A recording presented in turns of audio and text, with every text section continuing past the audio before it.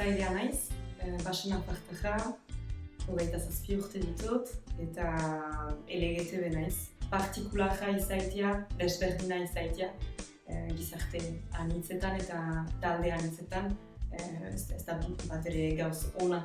Iduritzen zait, jende anitzek ejan didatela eta ono ejaiten didatela ez dela posible, eta ez dela hola egitena bizi bat, ez dela seriosa, eta maleruskia jazen dute, biziki zaila da.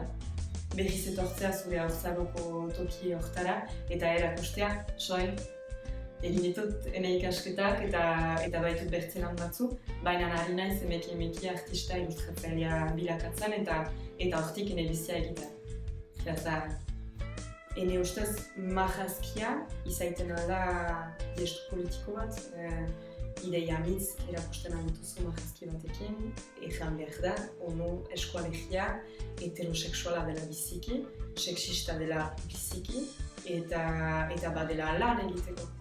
Bistamena, ene bizi moduat dela onartua egizan, eta horire egebentsa bat da hemen ukaitea ene estudioa egizabahnan. Ara, biziak segitzen dut, ez dakizu sekula.